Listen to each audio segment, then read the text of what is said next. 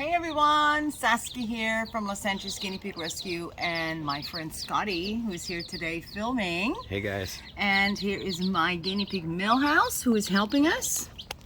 And then there are some animals here that we normally don't feature, but we have rescued a bunch of baby chicks. And it's not even Easter. Has it been Easter yet? Next week. Next week. It's not even Easter, so these are like pre-Easter little chickies, and they're, oh my goodness, they're so fun. Okay. They're so cute. They're pooping everywhere. But oh my goodness. We're not supposed to like be so excited about baby chicks. No. We go get them. I'm gonna get one. Come here. Okay, Oh my careful. goodness. Hello, little baby. Yes. Hi, little baby. Now these were left at the shelter. Yeah. There was a whole batch of them. And they are going to other places. We are not keeping them because we don't have the ability right now to have little chicks. They're going to Feathers and Fur Rescue. Oh, wonderful, in wonderful. the desert near me. So, so the problem with this is, let me tell you, we will be mentioning guinea pigs as well. They will feature in this video as well. So what happens is that Easter time comes and all the feed stores are full of these little guys. But there are also people that are incubating them themselves. So what they do is they buy a bunch of fertilized eggs, and that is what I think happened in this case. They buy a bunch of fertilized eggs, they have an incubator, so they incubate the eggs for 22 days or 30 days, I'm not sure how long it takes. Then they get all the babies come out, and often there's some failures, eggs that didn't make it. But I have a feeling in this case that they really had a good crop of babies, and they had too many, so they just left them at the shelter. Why else? Because usually would sell them for Easter. Maybe they didn't have enough clients for them. I'm not sure, but this is a problem because people buy these little chicks, okay, and they are the cutest, but they grow up into big chickens. I mean, and half of them are roosters. My white roosters, you've seen them, right? Yeah. They were like this big when I got them, and they are this big now. They are enormous. We were able to save them within an hour of them being euthanized. Oh my goodness, because they were going to euthanize. They were going to put them to sleep last night at 5 p.m. And we were so lucky that they let us know about it beforehand. So yes. So what happens is that out of all these 5, there's probably going to be either 3 females, 2 males, or the other way around.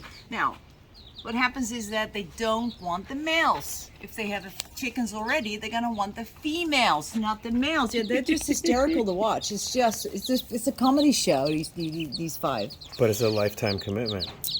Well, there's that. But people just don't realize, and they don't think about the fact that there may be roosters. Now, the problem with the roosters, unfortunately, and they have a really hard time. And oh my gosh, that is something that really upsets me. Is that, for one, in Los Angeles, certain parts of Los Angeles, you are not allowed to have roosters at all. Sometimes you can have only 1 rooster, and we have actually 3 right now. And it's also that not all roosters like each other. So it's not like you can have 5 roosters and 5 hens, because you're likely to have the roosters fight. So this is also a problem, and that is how we ended up with the 2 roosters that we have, and they happen to be brothers, which is great. So they grew up together, and they are fine and living together. They were living in a bird cage in an apartment in Santa Monica when we rescued them. And I didn't know if they were roosters or not, but they both were, and they just grew up together, and they're fine. But anyway, this whole Easter chick thing, it's something that, it's a very cute tradition, but it's definitely not in the best interest for the animal. You can get those marshmallow peeps or the chocolate peeps. Instead, yeah, well, actually marshmallow contains gelatin, so I wouldn't eat any of those.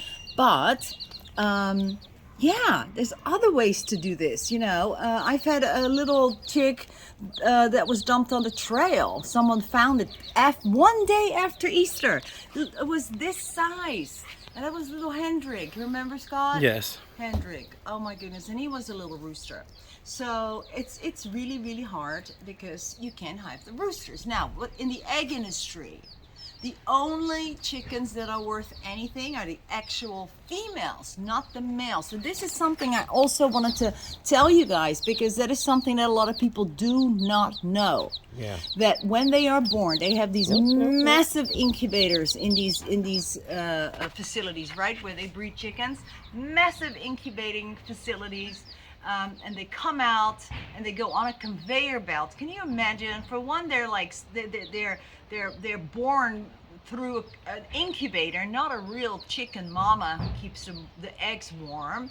And they communicate. Eggs, when they're about to be born, like 4 or 5 days before or something, they're peeping, and if you like talk to them, they peep back.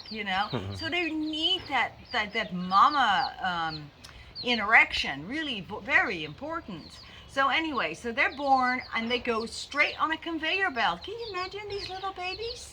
They come out, it's all automated in these factories. They come out of the conveyor belt or out of the incubator, they get ploop, they're plopped onto the conveyor belt. And at the end of the conveyor belt, you will not believe this, there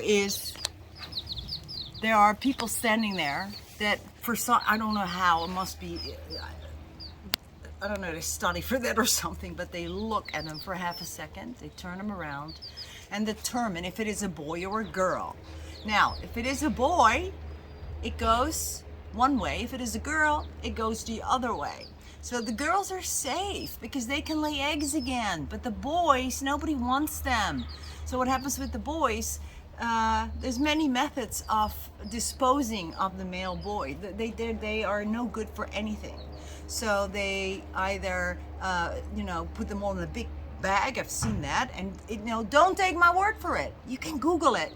It's on YouTube. It's on Google. You can see these videos. So I'm not making this stuff up. I am not. It's just horrific. So probably you don't want to watch it. But if you don't believe me, so there's a big bag, plastic bag with, and they guess them. When the bag is full, they guess them. They close the bag and they guess all these hundreds and hundreds of baby chicks. And they do this hundreds of times a day. Hundreds of times a day. Because of that huge demand of eggs and chicken breast, basically. Yeah. Or, and this is another thing, is that they just go back on the conveyor belt and go straight into a meat grinder where they are ground alive. Ground alive.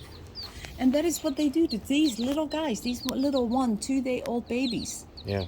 So I wanted to take the opportunity, even though these are not guinea pigs, but there is a lot of people may not know this, and I really want people to know that is what happens. And look, they're like their own little beings. They're like little kids. They're little kids. They're so funny. They have personalities. Oh my gosh, I love my chickens. Yeah. And turning this video off right now because you don't want to hear about it doesn't prevent it from happening. Exactly, and that's what people do too. They want to know, don't want to know, so I'm going to turn it off so it doesn't exist, but it exists, people. It really does. And yeah, they are hysterical. They are totally so funny. Well, these ones are safe.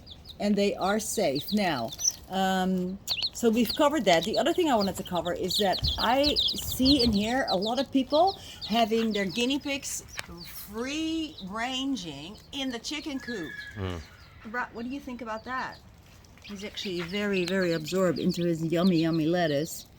They have them in the chicken coop, living with the chickens, among the chicken filth. Now, have a look at how many poopies these little babies have produced in, 10 minutes? Because they haven't been in here for that long at all.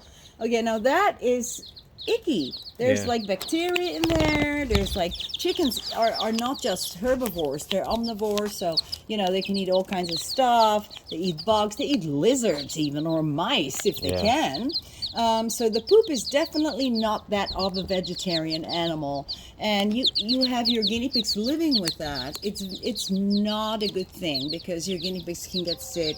They're stepping all over the chicken poop, which can be like big. I should actually have a photo of a big pile of chicken poop because those are big piles. They can step on them, get it all over them. The food can drop on it. They eat different foods. So if you have them with your chickens, maybe consider not having them with your chickens because it's really not a good thing. So yeah, we are happy these guys are all safe and they are entertaining us so much. I'm sad they're gonna go. Yeah. But I thought this was really important for everybody to know. Yes. So. All right. Well, thank you, Saskia. It's definitely a lot to think about. Yeah. Thank you, Scott. Sure.